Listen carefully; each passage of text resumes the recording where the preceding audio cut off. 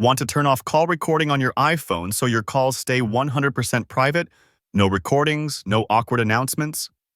Here's the super simple way to do it in under 30 seconds. Works perfectly on the latest iOS. Let me show you exactly how. First, open the Settings app on your iPhone. Now scroll all the way down and tap on Apps.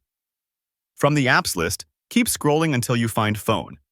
It has a green sphere icon, and tap on it.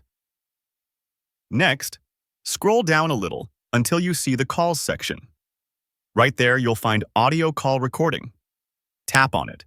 You'll see a toggle at the top that says Audio Call Recording. If it's green, that means recording is currently turned on. Simply tap the toggle once to turn it off. It turns gray, and you're done. And that's it. Call recording is now completely disabled on your iPhone. If you found this helpful, don't forget to like the video and subscribe for more simple tech tutorials.